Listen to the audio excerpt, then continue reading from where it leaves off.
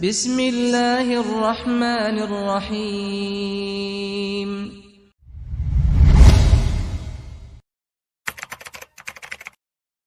Assalamualaikum warahmatullahi wabarakatuh.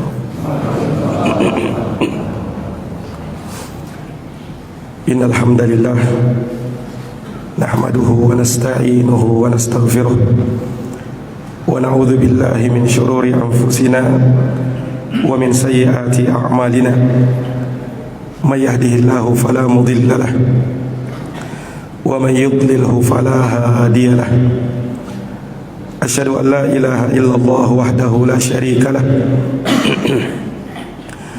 wa asyhadu anna Muhammadan abduhu wa rasuluh. Allahumma salli wa sallim wa zid wa barik wa an'im ala nabiyyina Muhammadin wa ala alihi wa sahbihi ajma'in. Subhanaka la ilma lana illa ma 'allamtana innaka antal alimul hakim. Allahumma allimna ma yanfa'una wanfa'na bima 'allamtana wa zidna ilma ya rabbal alamin. Allahumma inna nas'aluka ilman nafi'an wa rizqan thayyiban wa amalan mutaqabbala. Amma ba'd, ma'asyiral muslimin rahimani wa rahimakumullah. Alhamdulillahi bi ni'matihi tatimmus salihat. Segala puji hanya bagi Allah yang dengan nikmat-nikmatnya tertunai segala amal-amal kebajikan. Salawat dan salam semoga tercurah limpahkan kepada junjungan kita Nabi Agung, Nabi besar Muhammad sallallahu alaihi wasallam, kepada keluarga dan para sahabat serta orang-orang yang senantiasa meniti jalannya sampai hari kiamat. Kaum muslimin jamaah Masjid Al-Ijtihad rahimani wa rahimakumullah. Sebelumnya saya meminta maaf karena suara agak serak ya. Kami baru saja pulang dari safari dakwah di Papua selama 1 pekan lebih, kemudian lanjut lagi di Balikpapan selama kurang lebih 2 hari. Jadi agak serak suara. Nah. Ikhwani fiddin, jamaah salat subuh yang berbahagia. Alhamdulillah, pada subuh hari ini kita kembali dikumpulkan oleh Allah Subhanahu wa taala di masjid yang mulia ini untuk kita bersama-sama menegakkan salat subuh berjamaah, yang kemudian kita lanjutkan dengan ta'lim. Semoga Allah Subhanahu wa taala senantiasa mencurahkan rahmatnya kepada kita, menurunkan keberkahannya kepada kita, dan semoga kita semuanya mendapatkan curahan kasih sayang dari Allah Subhanahu wa taala karena amal soleh dan ibadah yang kita lakukan di pagi hari yang mulia ini. Para hadirin jamaah subuh yang berbahagia, kita akan melanjutkan kembali tema terkait dengan hadits-hadits Rasulullah sallallahu alaihi wasallam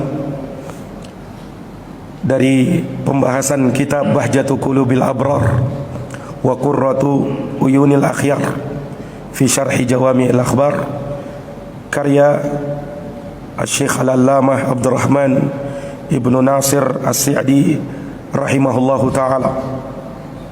Hadis yang kita akan bacakan pada pertemuan subuh hari ini diterima dari sahabat Abu Hurairah radhiyallahu anhu dalam riwayat Imam Muslim. Rasulullah sallallahu alaihi wasallam bersabda, "Haqqul muslim 'alal muslim sittun." Hak seorang muslim atas muslim yang lainnya ada 6. Idza laqitahu fasallim alaih. Yang pertama, apabila engkau berjumpa dengannya, maka ucapkan salam kepadanya. Yang kedua, wa idza da'aka fa'ajibhu. Apabila dia mengundangmu, maka jawablah undangannya, penuhi undangannya. Yang ketiga, wa idza stansahaka fansah lahu. Apabila dia meminta nasihat kepadamu, maka nasihati dia. Yang keempat, wa idza atasa fahamidallaha fashammithu. Apabila dia bersin lalu mengucap alhamdulillah, maka jawablah dengan yarhamukallah. Kemudian yang kelima, wa idza marida fa'udhu. Kalau dia sakit, maka tengoklah dia. Dan yang keenam, wa idza mata fatsba'hu. Kalau dia meninggal, maka iringilah jenazahnya. Rawahu Muslim. Hadits ini sahih, riwayat Imam Muslim. Ikhwani fiddin, jamaah salat subuh yang berbahagia, hadis yang mulia ini menggambarkan kepada kita bagaimana hak dan kewajiban seorang muslim atas muslim lainnya. Dan hadis ini menunjukkan kepada kita bahwa kaum muslimin antara sesama mereka itu bersaudara, saling mendoakan, saling menguatkan, saling mendukung, saling tolong menolong di dalam kebaikan dan ketakwaan. Dan itu adalah ciri seorang muslim yang sempurna keislamannya. Dan Nabi SAW menyebutkan dalam hadis ini dari hak dan kewajiban seorang muslim. Hak seorang muslim, kata Imam As-San'ani rahimahullahu ta'ala, hiya alladhi la yanbaghi tarkuhu, adalah sesuatu yang tidak seyogyanya untuk ditinggalkan. Artinya perkara-perkara ini adalah hal yang diperintahkan di dalam agama kita, diperintahkan untuk ditunaikan. Kadang hukumnya wajib dan kadang hukumnya sunnah. Iya. Dan Nabi SAW menyebutkan dalam hadits ini ada 6 hak seorang muslim atas muslim lainnya. Dan ini bukanlah pembatasan, sehingga bukan maknanya hak orang muslim itu cuma 6 saja, tidak ada yang lainnya. Bukan seperti itu maknanya. Dalam kaidah ilmu usul fiqh, kata para ulama, al-adadu laisa lahu mafhum. Jumlah atau bilangan yang disebut di dalam nas, ayat maupun hadis, itu tidak ada mafhumnya. Artinya tidak dipahami. Kalau disebutkan jumlah berarti terbatas pada jumlah itu saja, selainnya tidak ada. Bukan seperti itu. Karena di sana ada dalil-dalil yang lain yang Nabi SAW sebutkan dan tidak ada di dalam hadits ini, dari hak dan kewajiban seorang muslim. Ini menunjukkan bahwa hak dan kewajiban seorang muslim itu tidak terbatas pada 6 ini saja, ada yang lainnya. Tapi Nabi menyebut 6. Inilah diantara metode pengajaran Rasulullah. Beliau menyebutkan angka 3 kadang, 6 kadang, 7 kadang, untuk memudahkan kaum muslimin supaya bisa mengingatnya, gampang menghafalkannya. Iya. Sebab kalau misalnya disebut hak seorang muslim ada 29, wah, itu terlalu banyak. Nah, tapi kalau disebut cuma 6, oh cuma 6, gampang, bisa kita hitung dengan jari. Iya. Sama ketika Nabi menyebut sab'atun yudhilluhumullahu tahta dhillih yauma la dhilla illa dhilluh. Ada 7 golongan manusia kata Nabi yang akan diberikan naungan oleh Allah hari yang tiada naungan kecuali naungannya Allah. Disebut 7 orang, 7 golongan manusia. Tapi tidak sebatas pada 7 golongan ini saja.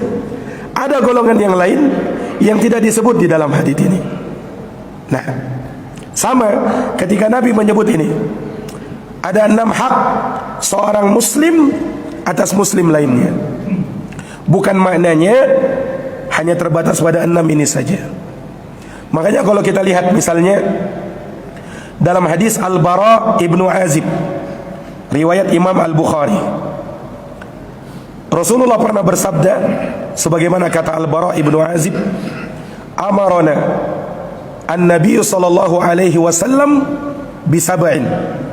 Rasulullah sallallahu alaihi wasallam memerintahkan kami dengan 7 perkara. Yang 7 ini adalah bagian dari hak dan kewajiban seorang muslim. Disebut oleh Nabi 7 itu. Yang pertama, ittiba'ul janaiz, mengikuti jenazah. Ini ada dalam 6 hak itu.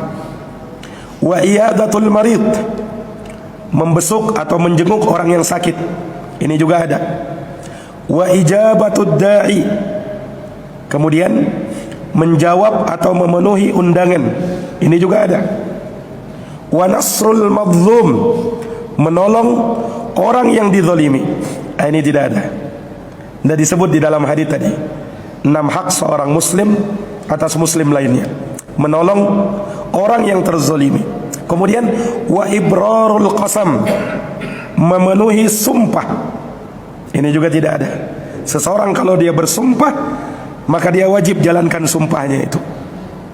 Kemudian waraddus salam, menjawab orang yang menjawab salam seseorang yang mengucapkan salam kepada kita. Ini tidak ada.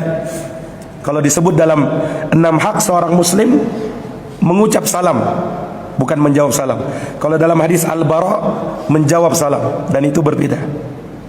Kemudian yang ke-7, wa tashmitul atis, menjawab orang yang bersin ketika dia mengucap alhamdulillah. Ini disebut 7 perkara.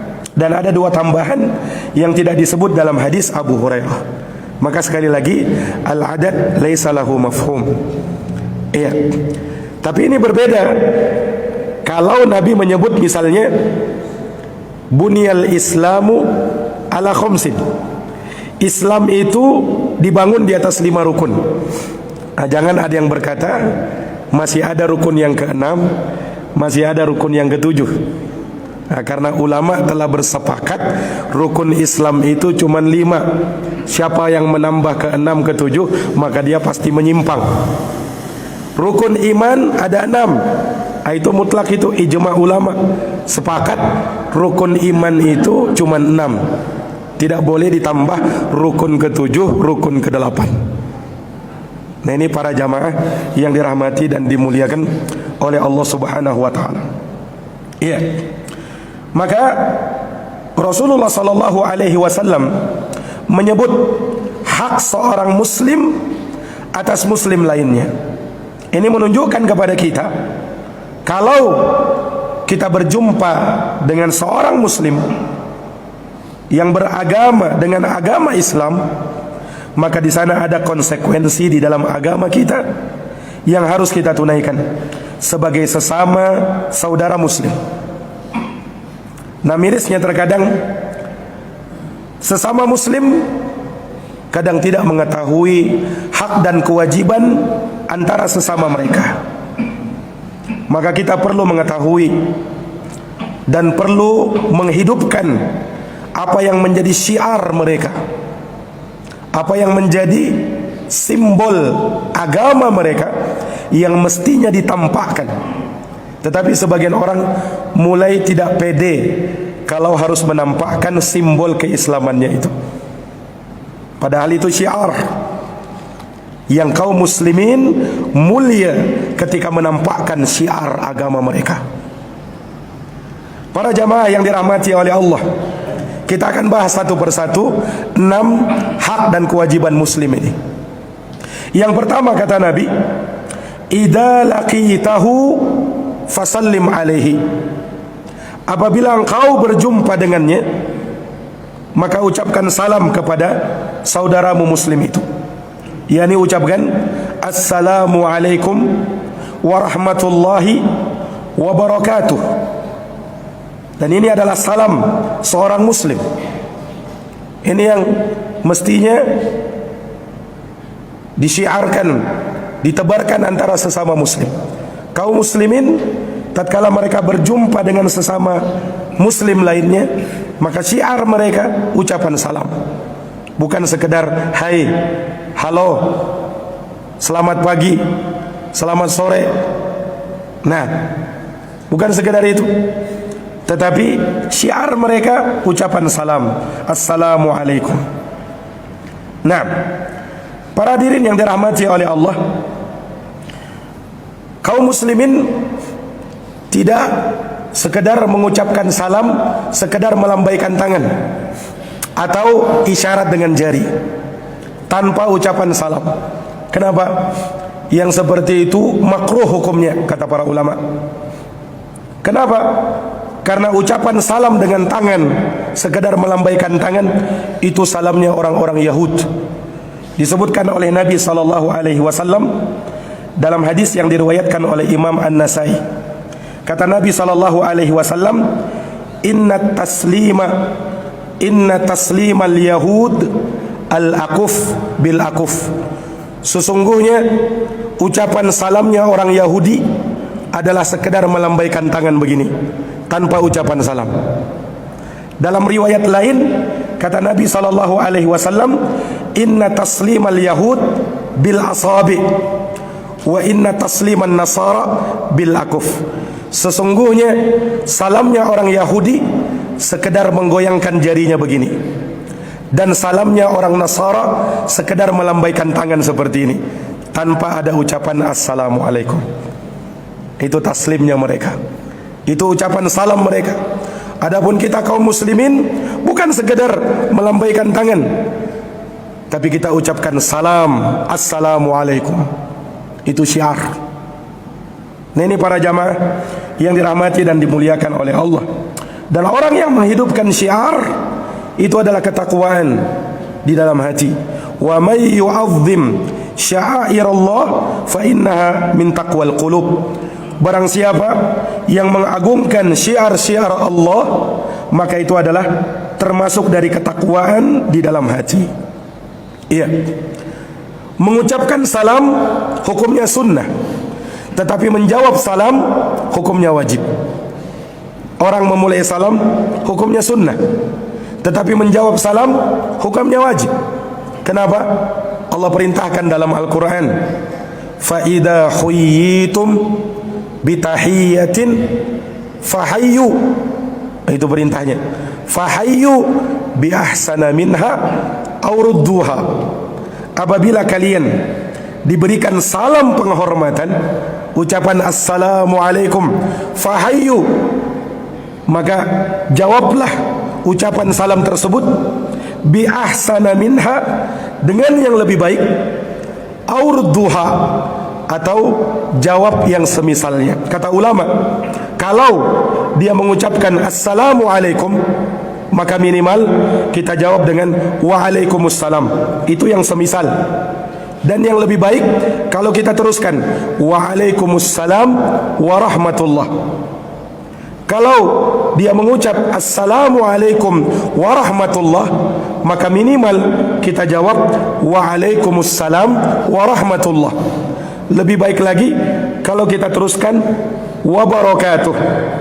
Nah, jadi keliru kalau ada orang yang mengucap salam assalamualaikum warahmatullahi wabarakatuh, kemudian kita sekedar jawab waalaikumsalam. Berarti belum mengamalkan ayat. Dalam ayat diperintahkan apa? Yang lebih baik atau yang semisal. Yang lebih baik atau yang semisal. Nah, ini para hadirin yang dirahmati oleh Allah. Bahkan disebutkan dalam riwayat Imam Abu Daud, para sahabat Nabi SAW, kalau Nabi datang kemudian mengucapkan assalamualaikum warahmatullahi wabarakatuh, maka jawaban mereka waalaikumsalam wa rahmatullah wa barakatuh wa maghfiratuh. Ditambah lagi dengan wa maghfiratuh. Itu ada dalam riwayat Imam Abu Daud. Nah, karena diperintahkan menjawab salam dengan yang semisal atau yang lebih baik lagi. Iya. Bahkan jamaah sekalian, kata ulama, berdasarkan ayat tersebut, kalau ada orang yang mengucap salam dengan suara yang lantang, Assalamualaikum, maka tidak boleh kita sekedar menjawab dengan Waalaikumsalam, sekedar berbisik. Kenapa? Kita tidak menjawab dengan yang semisal. Kalau dia mengucapkan dengan suara lantang Assalamualaikum, maka kita jawab juga dengan suara lantang Waalaikumsalam. Ini berarti menjawab dengan yang semisal. Nah, ini para hadirin yang dirahmati dan dimuliakan oleh Allah Subhanahu wa taala. Ya, dahulu para sahabat mereka mengucap salam ketika berjumpa dengan saudaranya.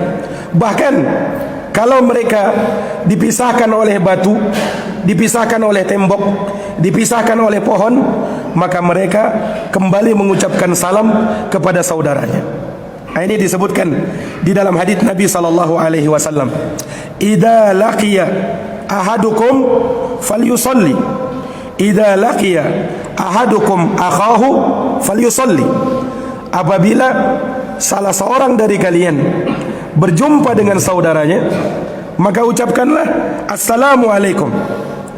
Fa in halat bainahuma syajarah aw hajar aw jidar thumma laqiyahu falyusallim alaih. Dan kalau dia terpisahkan oleh batu, terpisahkan oleh pohon, terpisahkan oleh dinding, maka disyariatkan lagi untuk mengucapkan salam. Ini para jamaah yang dirahmati oleh Allah. Dan ini yang diamalkan oleh para sahabat. Seperti dalam kisah seorang yang ditegur oleh Nabi di dalam ibadah solatnya itu. Jadi ada salah seorang sahabat masuk, kemudian menunaikan solat. Nabi sedang duduk-duduk di salah satu pojok masjid bersama sahabat. Selesai orang ini solat, kemudian dia datang kepada Nabi. Dia mengucap salam, Assalamualaikum. Maka Nabi pun menjawab salamnya. Tapi Nabi mengatakan kepadanya, Irji' fasalli fa innaka lam tusalli. Kembali lagi kamu solat karena kamu belum solat. Akhirnya sahabat ini mengulang solatnya lagi. Selesai solat, dia datang lagi kepada Nabi, dia salam lagi kepada Nabi. Sudah 2 kali salamnya, dijawab lagi oleh Nabi salamnya. Tapi Nabi kembali berkata, Irji' fasalli fa innaka lam tusalli. Kembali lagi kamu solat, kamu belum solat. Karena sahabat ini solatnya belum benar. Maka dia kembali lagi solat. Dan itu disebutkan sampai berulang 3 kali. Dan setiap kali dia datang kepada Nabi, dia mengucap salam. Dan Nabi menjawab salamnya. Nabi menjawab salamnya. Nah, ini para hadirin yang dirahmati oleh Allah. Nah, jadi jangan dikatakan, oh ini sedikit-sedikit salam, sedikit-sedikit salam. Lah, salam itu ibadah. Seorang yang mengucapkannya, dia mendapatkan keutamaan dan pahala dari situ. Iya. Maka ingat pahala dan keutamaannya. Makanya pernah disebut dalam hadis, ada seorang sahabat datang masuk kepada Nabi. Kemudian orang ini berkata, Assalamualaikum. Dijawab oleh Nabi salamnya. Kemudian kata Nabi, Asyarah, 10. Apa maksudnya 10? 10 kebaikan kau dapatkan. Kemudian orang kedua masuk, dia berucap Assalamualaikum warahmatullahi. Dijawab lagi oleh Nabi salamnya, Waalaikumsalam warahmatullahi. Kata Nabi, Ishrun, 20. Artinya kau dapat 20 kebaikan. Datang masuk orang yang ketiga, dia berucap Assalamualaikum warahmatullahi wabarakatuh. Nabi jawab salamnya. Kemudian Nabi katakan Salasun, kau dapat 30 pahala. Subhanallah. Nah, ini pahala yang didapatkan dari ucapan apa? Dari ucapan salam. Ini menunjukkan bahkan keutamaan ucapan salam itu. Nah, dan salam inilah yang akan menumbuhkan rasa cinta sesama muslim. Dan dari sana seseorang akan dibuka jalannya menuju surga. Disebutkan oleh Nabi sallallahu alaihi wasallam di dalam hadis yang sahih, kata Nabi sallallahu alaihi wasallam, la tadkhulul jannata hatta tu'minu. Kalian tidak masuk surga, kata Nabi, sampai kalian beriman. Wala tu'minu hatta tahabbu. Dan kalian tidak beriman sampai kalian saling cinta mencintai sesama kalian. Kemudian kata Nabi, awala adullukum ala syai'in idza fa'altumuhu tahabbtum. Inginkah aku tunjukkan kepada kalian akan suatu perkara, kalau kalian lakukan maka kalian akan saling cinta mencintai antara sesama kalian. Kata Nabi, afsyus salama bainakum. Tebarkanlah salam di antara sesama kalian. Itu yang akan menumbuhkan rasa cinta, dan itu yang akan menjadi jalan bagi kalian menuju surga Allah subhanahu wa ta'ala. Dalam hadis Abdullah bin Salam, Rasulullah bersabda, afsyus salam, tebarkan salam, wa at'imut ta'am, berikan makanan kepada orang miskin, wa sallun niyas wa sallu fil laili wan nasu niyam, dan salatlah di malam hari dalam keadaan manusia sedang tertidur. Tadkhulul jannata bisalam, niscaya kalian akan masuk surga dengan selamat. Ya, ini jamaah sekalian. Sehingga suatu amalan ringan kadang kita lihat, ringan diucapkan, biasa dia lakukan oleh sesama muslim, tetapi jangan disangka ternyata pahalanya besar di sisi Allah subhanahu wa ta'ala. Ini para jamaah yang dirahmati dan dimuliakan oleh Allah subhanahu wa ta'ala. Dan mengucapkan salam itu, kata Nabi sallallahu alaihi wasallam, kepada seorang muslim, selama dia muslim, maka ucapkan salam kepada dia, baik kau kenal dia atau kau tidak kenal dia. Sehingga jangan sampai ucapan salam itu hanya terbatas kepada muslim yang kita kenal saja. Sepanjang dia muslim, kenal atau tidak kenal, maka syariat salam itu kita ucapkan. Makanya kata Nabi SAW, tut'imus sha'am. Ketika Nabi ditanya tentang ayyul Islam khairun, ya Rasulullah, Islam mana yang terbaik? Maka kata Nabi, tut'imut ta'am, kau beri makan kepada orang miskin. Wa tuqri'us salam, dan kau ucapkan salam ala man arafta wa ala man lam tu'rif, kepada orang yang kau kenal atau kepada orang yang tak kau kenal. Bahkan kata Nabi, orang yang mengucap salam hanya terbatas kepada yang mereka kenal saja, ini tanda kiamat sudah hampir tiba. Tanda kiamat sudah hampir tiba, yaitu ketika ucapan salam dikhususkan kepada mereka yang dikenal saja.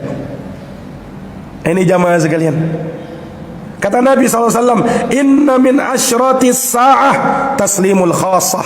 Sesungguhnya dari tanda kiamat, ketika salam itu hanya diucapkan kepada orang tertentu saja, kepada sesama golongannya saja, kepada sesama organisasinya saja, kepada yang lain dia tidak ucapkan. Padahal sesama muslim, kalau dia muslim, masih beragama dengan agama Islam, maka hak dia harus kita penuhi, ucapkan salam. Kalau dia duluan ngucapin salam, maka jawab salamnya. Ini para hadirin yang dirahmati dan dimuliakan oleh Allah. Beda kalau dia orang kafir, nah, maka kita justru tidak boleh mengucapkan salam kepada mereka. Iya, kata Nabi SAW, la tabda'ul yahud walan nasara bis salam. Jangan kau memulai ucapan salam kepada Yahud ataukah kepada orang Nasara. Mungkin ada yang bertanya, Ustaz, bagaimana kalau mereka dulu mengucapin salam? Nabi lanjutkan hadisnya, fa idza sallama alaikum ahlul kitab faqulu wa alaikum. Dan kalau ada ahlul kitab mengucap salam kepada kalian, maka jawablah dengan ucapan wa alaikum. Itu jawaban salamnya ahlul kitab. Jawab dengan wa alaikum berdasarkan hadis ini. Nah, ini para hadirin yang dirahmati dan dimuliakan oleh Allah Subhanahu wa taala. Ya. Dan ucapan salam itu harus jelas. Jangan setengah-setengah ucapan salamnya. Sebab assalamualaikum itu maknanya luar biasa, Pak. Semoga keselamatan terlimpahkan kepada dirimu. Itu makna yang pertama. Ada makna yang kedua dari ucapan salam itu. Assalam itu ismun min asma'illah, salah satu dari nama Allah. Dari Asmaul Husna, Allah bernama Assalam. Sehingga kalau kita katakan assalamualaikum, maknanya semoga Allah menyertai kamu. Karena assalam itu nama Allah. Semoga Allah assalam menyertai kamu, menolong kamu, memberikan pertolongannya kepada kamu. Itu ucapan salam. Apalagi kalau disambung lagi warahmatullah, dan rahmatnya Allah, kasih sayangnya Allah terlimpahkan kepadamu, wa barakatuh, dan keberkahannya semoga diberikan kepadamu. Luar biasa. Iya. Dan kalau kita ucapkan setengah-setengah dan bisa keliru maknanya, ini bisa merubah arti terkadang. Bisa merubah arti. Terkadang sebagian muslim mengucapkan salam itu begini: assalamualaikum, assalamualaikum, assalamualaikum. Kadang ucapan salamnya begitu, padahal sudah beda artinya itu, Pak. Kalau assalam, keselamatan. Kalau assalamualaikum, sam itu artinya kematian. Assalamualaikum, kematian menimpamu. Bahasa Arab salah sedikit beda arti, Pak. Iya. Sering kadang dengar begitu, assalamualaikum, assalamualaikum, kematian menimpamu, kematian menimpamu. Dan ini pernah diucapkan oleh orang Yahudi, Pak. Pernah Nabi SAW berjalan bersama Sayyidah Aisyah radhiyallahu anha. Yahudi ini ucap salam kepada Nabi, tapi dipelesetkan kata-katanya. Dia katakan assalamualaikum, yang tadi artinya kematian menimpamu. Orang Yahudi benci kepada Nabi. Nah, kemudian Nabi jawab waalaikum. Aisyah dengar itu, Pak, panas Aisyah. Dia jawab begini, alaikumussalam wal la'nah, kata Aisyah. Bagimu kematian dan laknat. Nabi tegur Aisyah, wahai Aisyah, pelan-pelan wahai Aisyah, kata Nabi. Kata Aisyah, ya Rasul, kau tidak dengar apa yang dia ucapkan? Dia bukan mengucap assalamualaikum. Kata Rasul, aku dengar wahai Aisyah. Kan sudah aku jawab. Aku jawab waalaikum, kepadamu juga. Nah, itu sudah cukup, kata Nabi. Subhanallah. Nah, jadi jangan sampai salah ngucapin salam itu, Pak. Jelas-jelas ucapan salam itu. Nah, ikhwani fiddin, a'azani Allahu wa iyyakum. Jadi ini hak seorang muslim atas muslim lainnya. Jadi yang pertama, idza laqitahu fasallim alaih. Apabila kau berjumpa dengannya, maka ucapkan salam. Pertanyaannya, kalau berjumpa, iya, ngucapin salam. Kalau berpisah, ngucapin salam atau tidak? Disyariatkan ngucapin salam atau tidak? Disyariatkan. Mana dalilnya? Harus ada dalilnya. Nah, ketika kita berpisah juga dianjurkan mengucapkan salam. Mana dalilnya, Ustaz? Dalilnya dalam hadis riwayat Imam Abu Daud. Rasulullah pernah bersabda, "Idzan taha ahadukum ilal majlis falyusallim." Apabila salah seorang dari kalian dia berjumpa di majelis, maka ucapkan salam. Nah, kalau berjumpa, ucapkan salam. Fa idza arada ahadukum ayyaqum, dan kalau salah seorang dari kalian ingin berdiri berpisah, falyusallim, maka ucapkan salam lagi. Maka hadits ini syariat mengucapkan salam kalau bertemu dan kalau berpisah. Kata Nabi SAW, "Falaysatil ula ahaqqu bil ukhra." Tidaklah salam yang pertama lebih berhak dari salam yang kedua. Maksudnya, ucapan salam yang pertama itu sama dengan ucapan salam yang kedua. Salam berjumpaan itu sama dengan salam perpisahan. Maka disyariatkan mengucap salam ketika berjumpa dan ketika berpisah. Nah, ini para jamaah yang dirahmati oleh Allah. Iya. Kemudian dalam ucapan salam itu ada adab dan etikanya. Iya. Siapa yang lebih dulu mengucap salam? Kata Nabi SAW, liyusallimus saghir alal kabir. Hendaknya yang kecil ngucapin salam kepada yang lebih besar. Warraqib alal mashi. yang berkendaraan mengucap salam kepada yang berjalan kaki. Wal mashi 'alal qa'id, yang berjalan kaki mengucap salam kepada yang duduk. Itu adabnya. Siapa yang lebih dulu mengucap salam? Iya. Dalam riwayat yang lain, al-qalil 'alal katsir, yang sedikit mengucap salam kepada yang banyak. Ini jamaah, ini adab. Tapi kata Nabi SAW, wa aulahum man bada'a bis salam, yang lebih utama dari mereka adalah yang lebih dulu mengucap salam.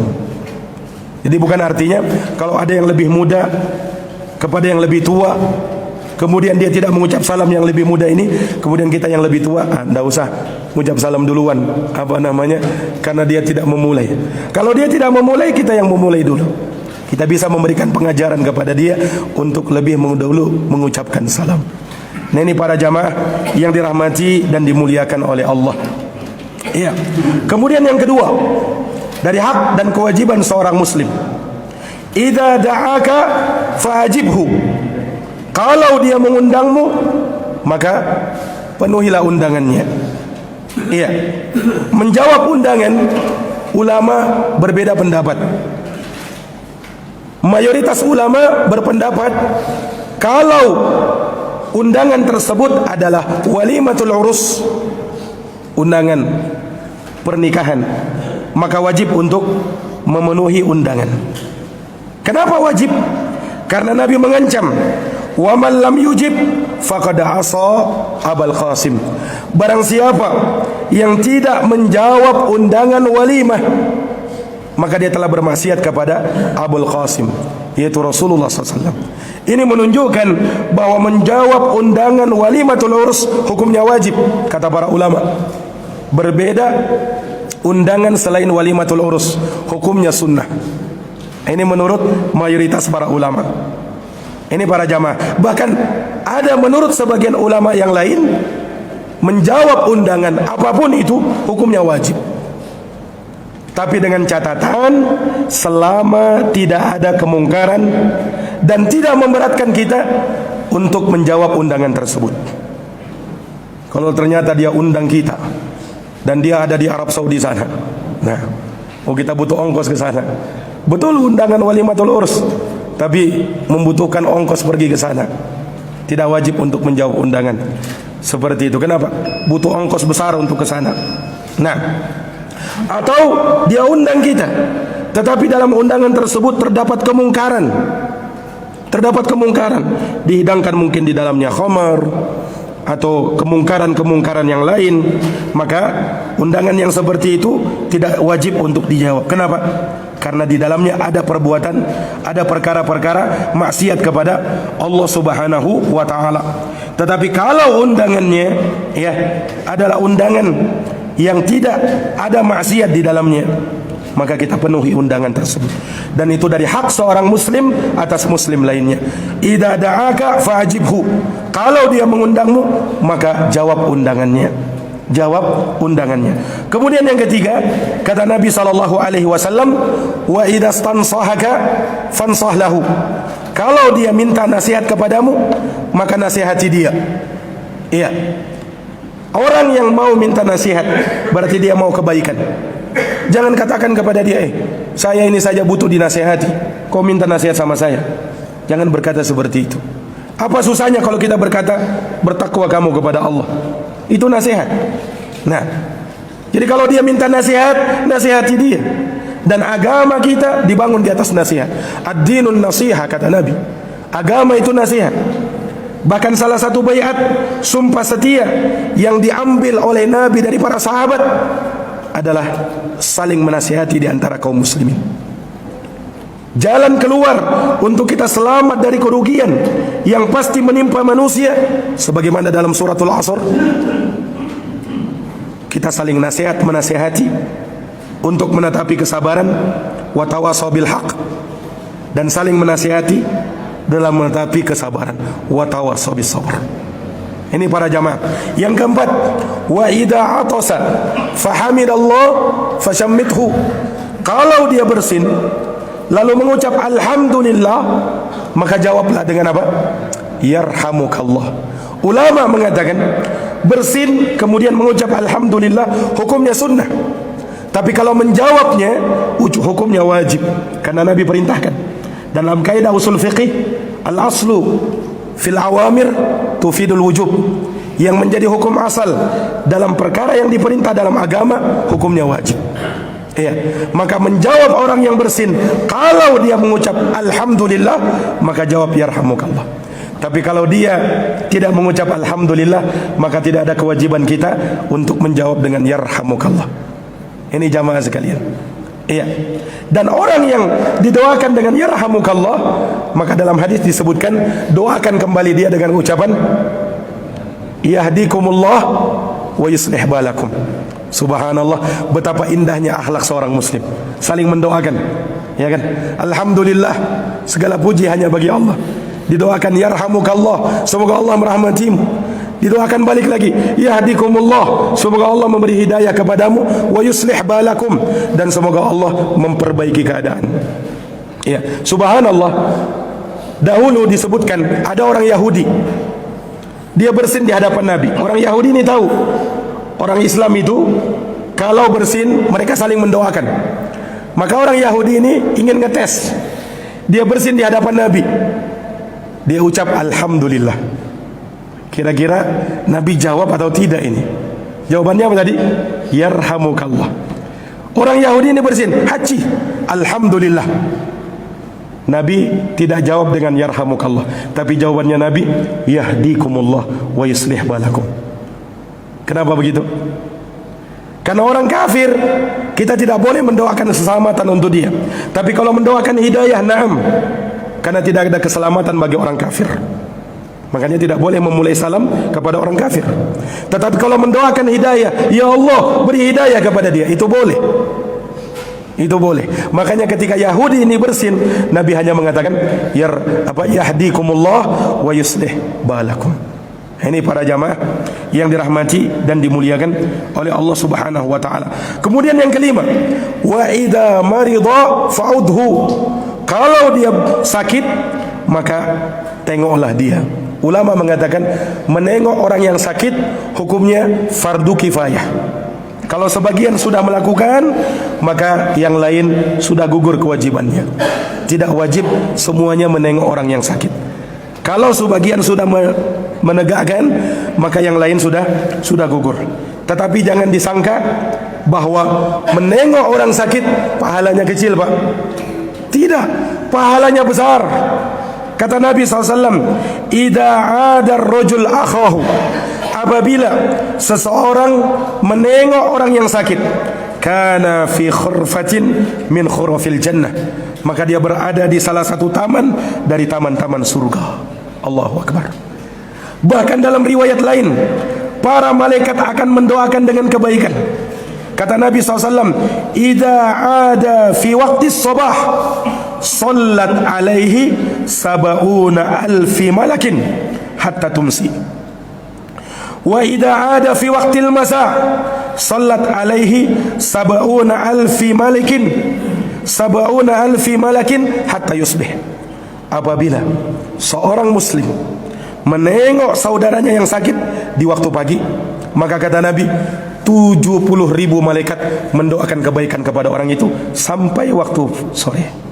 Dan kalau dia menengok saudaranya di waktu sore, dia tengok saudaranya yang sakit itu, maka 70.000 malaikat akan mendoakan kebaikan bagi dia sampai masuk waktu pagi.